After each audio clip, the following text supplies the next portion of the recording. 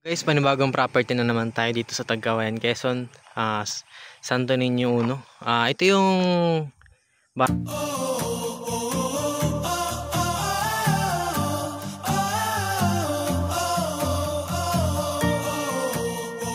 barangay road niya. Ayan, cemented road na siya. So ito po, pasukin po natin yung 6 na hektarya. Ito po yung daan niya papasok, itong way na po ito.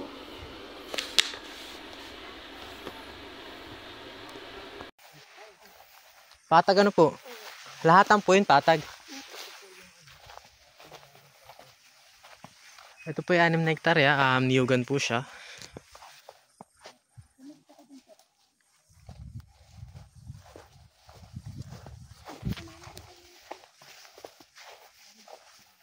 So ito po. Hanggang doon pa po. Okay lang po, mas okay po yun.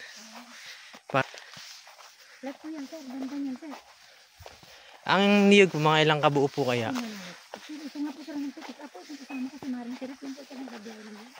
Ang niyog po. So ayan po, maganda naman po yung loob niya. May mga puno rin po ng prutas kagaya po ng mangga. So ito po, coconut farm po siya.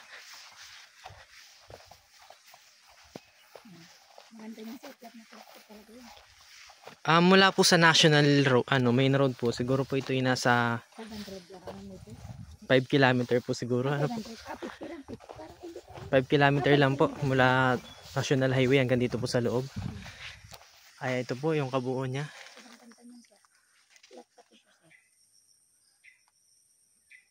Nakakailang tonelada po kaya ang puti dito? Sila po naglulukad po dito. Okay po. Sa tubig po, meron po tayo ditong may water access naman po dito. Kuryente po, meron din naman po. Tapos ang kagandahan nga po nito is yung pong barangay road po ay nade-develop na po siya. Mas marami na po yung cemented. Tapos yung iba po is ongoing na po. Yung pong kalsada na yun. So hindi na po siya magiging barangay road na po. Ay magiging ano na po siya. Provincial road na po. Papunta pong Ginyangan, Quezon.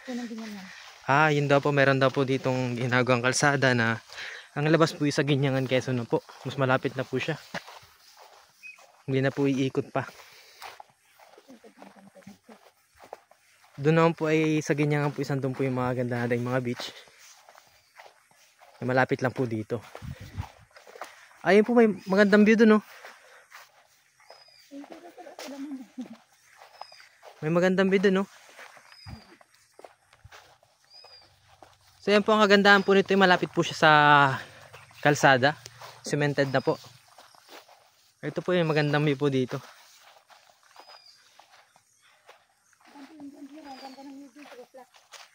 Dito po. Sige po, ikutan natin. Diyan po pinakabakod. Okay po. Ito po tayo kinaman. May ilog po ito.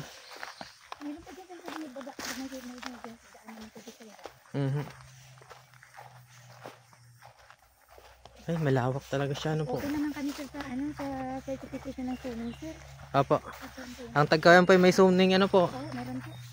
Ayun po, ang kagandahan po is meron po tayong zoning dito sa Tagkawayan. Kung balak nyo po is mag-alaga po ng mga hayop for business po. Pagaya po ng bakahan po, kambing, or more pa po. Pwede pong piggery kasi may zoning naman po ang Tagkawayan. So ito po, ayan po siya.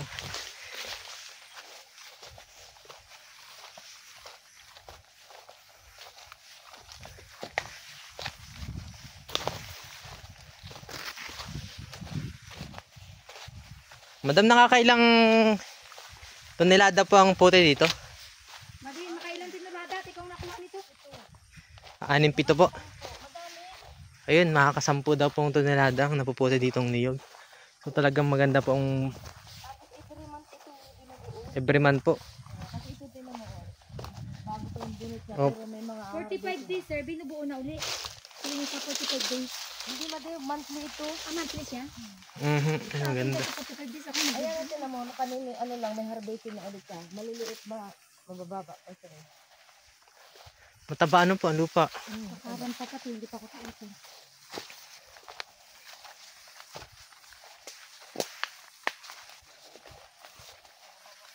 Paano na ba naging Oo, kasama. Sinama, tinira nila.